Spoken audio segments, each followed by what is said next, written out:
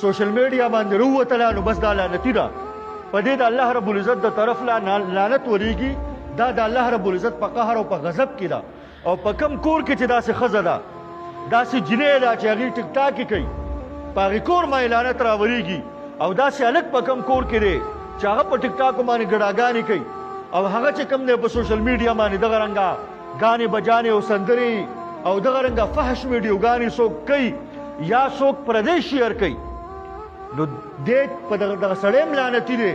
په ده باندې هم د الله تعالی لعنت دی. او دی چې په کوم کور کې په دغه ټول کور باندې لعنت ورېږي، پر هغه تمام محله باندې د الله تعالی لعنت ورېږي چې داسې ښځه، داسې جنۍ، داسې سړی، داسې هلک، داسې نارینه، داسې زنانه چې هغه په سوشل میډیا باندې فحش پرچار کوي، د ګناهونو پرچار کوي، نو دا لعنتیان دي. نو دغه څیزونه ګوري، د دغه خلکو دغه ویډیوګانې ګوري، او یا په خولو پورې سپی تړلی، په نه خبره باندې جګړه، په نه خبره باندې جګړه، او بیا د پښتنو جګړې. نو د جګړو دا بحث دا به مونږ تاسو ډېر نه کوو، ځکه دا څومره مونږ د خلکو ته وایو چې لږ روژه کې جګړې مه کوئ، یار یو درس غرب جوړي. پرون لومبۍ روژه وه چې څومره جګړې پکې شوي دي. زموږ په خپل کلي کې تقریبا د 3 جګړو ما ته پته ده چې 3 جګړې په دې کې شوي دي. ها په پېښور کې غالبا په یو کیلو باندې زما خیال جګړه شوې ده او پاکې سړی درس غوبل شوی دی. نو په یو کیلو باندې او په یو ټماټر باندې او په یو مرچکي باندې او د معمولي خبره باندې او په قطار کې وړاندې وروستو او په اوورټیک باندې او په معمولي خبرو باندې څه شي به ټوپک ته لاس کوه، ډنډې ته لاس کوه، لکه څه چل لکه مازغه مې کار نه کوي. ولې ستا باندې مزغو څه چل شوی دی؟ هېڅ چل هم پکې نه دی شوی. صرف یو کار دی چې بس شیطان بدي کې امتیازي کړي دي، هغه ډنډان پرې کې ولاړ دي. اوس د رمضان مبارکه میاشت راغله، شیطان خو تړلی شو، او اوس هغه څیزونه چې کوم ستا په مزغو کې پراته دي ته اوس د هغې پریکټیکل کې د هغې څه کې د 11 میاشتې خو تیوري وه، کله کله به پریکټیکل او کله کله به تیوري وه. اوس خو ورته شیطان باقاعده هوم ورک درکړی دی چې ګورې او که نه دا خبرې درته سپکې دي. که خبرې زما خبرې کې بیا سپکې هېڅ مسله نشته دی، که زما خبرې سپکې بیا هېڅ مسلې نشته دی، ځکه چې ما د خلکو ډېرې کنځلې او ډېر عجیبه عجیبه خبرې راپسې خلکو کړي، خو ما ښه ته خبر شوی یم، ښه سړی پېژنم، ښه مې په وس رسي. ولې مې په وس ته رسي چې دا پټکې کوز کړم د دې معاشرې سه یم؟ خو نه، بلکل نه.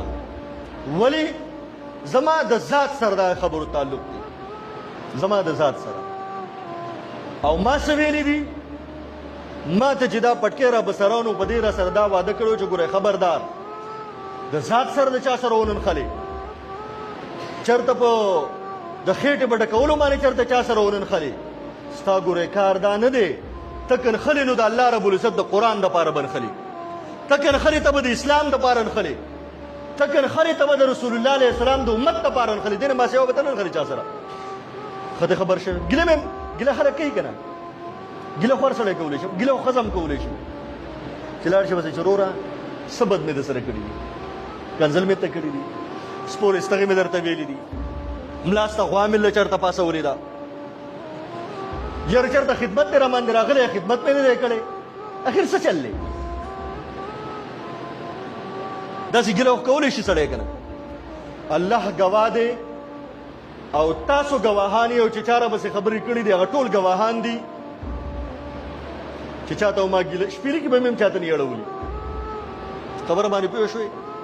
خو که دا خبرې د الله او د رسول خبرې زه تاسو ته د الله او د هغه د رسول دین بیانوم او د دې دپاره بیانوم که نن زما ښه ټمپریچر دی، دومره ټمپریچر مې دی یقین وکړې چې زه د سهار نه تر دې د راتلو پورې مېلمه راغی غلی راووتم که تر دغه ټایم پورې سره کوره بار نه یم راوتی. او اعلان کې بار بار راته دا ویلی کېدل چې شاګردانو کې چاته وایي چې دا جمعه وکړي او ډېر ګډوډې ګورې نه شي تللی، خو ما څه وې ما بې نه زړه کې مې دا و چې که الله رب العزت زما د دې خبرو نه یو خبره هم په خپل دربار کې قبوله کړي، که څوک یې مني او که نه یې مني، خو که یو خبره هم الله رب العزت قبوله کړي نو د قیامت په ورځ به دا زما ډېره په کار راشي. نو خبرې د چا دي؟ د الله او د هغه د رسول دي. او د الله او د رسول خبرې ته سپک کتل دا سړی د ایمان نه خلاصوي. دا زه نه وایم دا هم د شریعت خبرې دي، خو ټیم دی نو چې دا خبرې تاسو سړی یو واضح کړي. نو د الله رب العزت دې دین ته دومره سپک مه ګوره. ستا سره که مال دی دا مال دې په دنیا کې پاتې کېږي، که ستا سره نوم ناموس دی دا نوم ناموس ته په دې دنیا کې پاتې کېږي، که ستا سره مشروطي ده او ذهانت دی او عقل دی او چاپلوسي ده او چمچګیري ده دا هم دنه په دې دنیا کې پاتې کېږي. او ته د دې دنیا لپاره نه راغلی چې دلته کې به ته په سونو په زرګونو کاله ژوندی او ته به ژوند تېرې. نه